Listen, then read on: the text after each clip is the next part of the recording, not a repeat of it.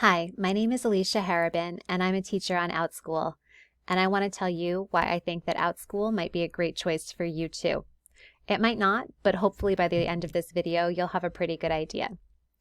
So I haven't been teaching on Outschool for terribly long, but prior to teaching, my children were taking classes on Outschool, and I have really enjoyed my experience so far.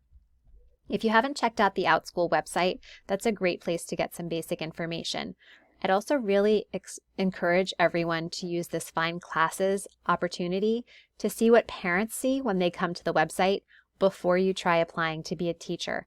If you're already a parent, then you've already seen it, but if you're not, take a look. You can check ages, you can add subject areas that you might be interested in teaching, and see everything that's out there. You can even sort classes by what's popular to get a sense of what works well in this environment. That's not to say that you should copy these classes or try and be the exact same as these teachers, but this will give you a sense of what's possible here. Outschool has all kinds of classes. They do not provide curriculum for you. So as an Outschool teacher, you are an independent contractor.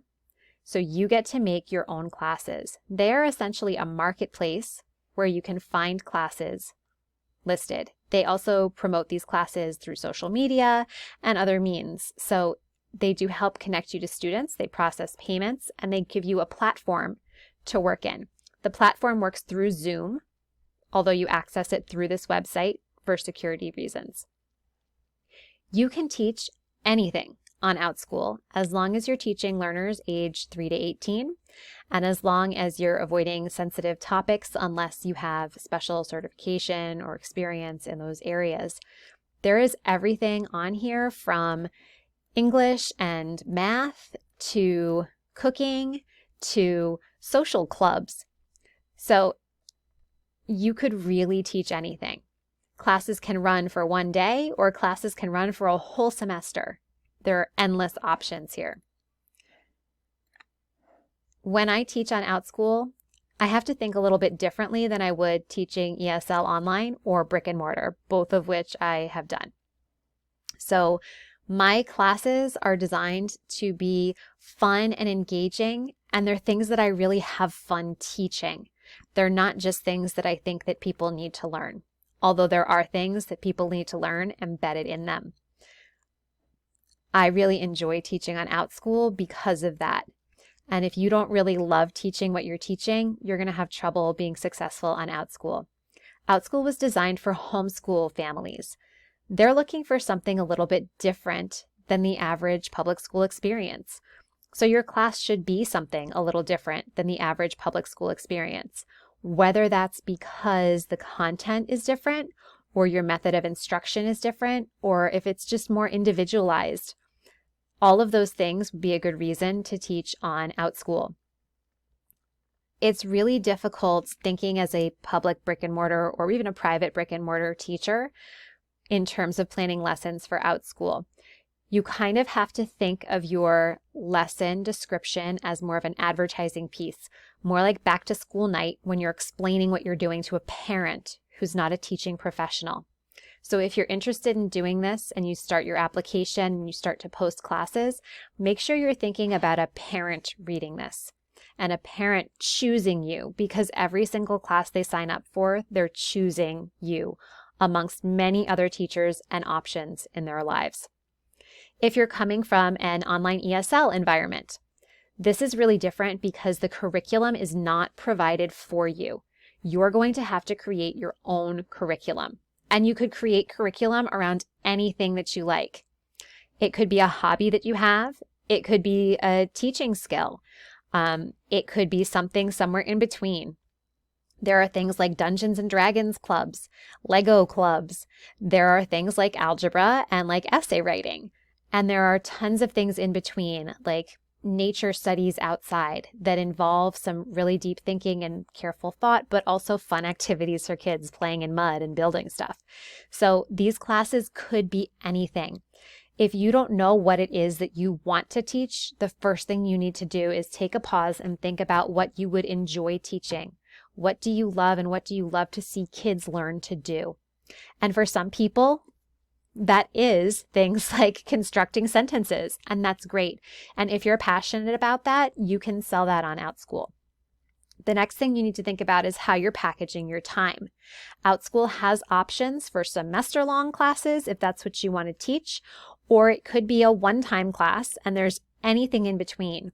So think about what classes you can offer, especially in that shorter term to start. Remember that it is a marketplace, so people can see how many classes you've completed and also how many reviews you have and what those reviews say. So when they look for a teacher, they're looking to see whether you have been able to successfully teach other kids and make them happy and excited about learning, which is why they're here. You have to sell yourself on Outschool. That doesn't mean you have to go advertise outside of Outschool, but you have to make sure that you're clear with yourself and your learners about what you're teaching and why. So, if you do have experience writing lesson plans, you need to think about how to market. If you don't have experience writing lesson plans, you need to think about what you want your learners to be able to do or to know in the end of your course. And then plan backwards from there. What activities will help them be able to do that?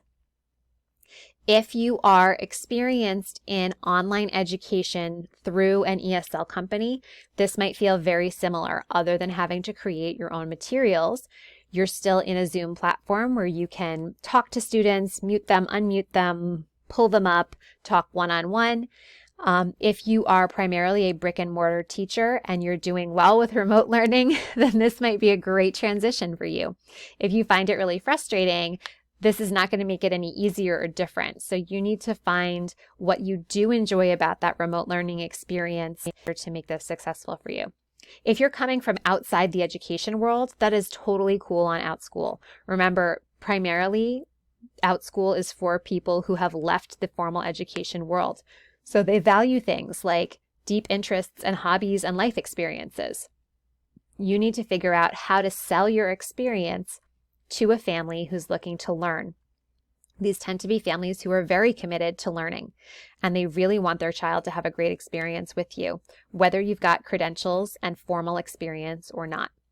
So if you have never taught anything before, think about what you love to do, and then think about what the parts to that are that make somebody successful in it. What's one piece that you could show someone, especially a child? And how can you break that down into steps or parts that you can teach? Some classes on Outschool are very formal. Some classes are more casual. But right now especially, it's not easy to make sure that learners do things like print out worksheets or complete homework. They've got a lot of things on their plates. Even during regular times on Outschool, that's just kind of not a lot of families' jam. So if you're super reliant on them doing homework, you need to be upfront about that. And unless it's something like a core academic course, families might not be invested in being your partner in getting their kids to complete that work. So think about the in-class experience as the primary experience for Outschool. Outschool allows you to use other tools that you've been using. So if you like to use Nearpod or Flipgrid or Kahoot, it is possible to do those things, especially with older students or in a longer term course. With younger students, since they are going through Zoom, if they have to do too many things outside, that's a little harder for them. But you do have the option of doing things like pulling up a slideshow. Just like I'm sharing my screen now, you can share your screen with them. You also have the opportunity to do things like using live props. I have classes where we do some drawing, and I hold up mine and I show them.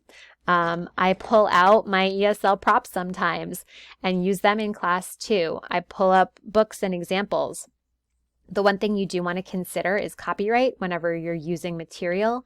Make sure that you have permission to use it or that it is a Creative Commons material that's free for everyone to use.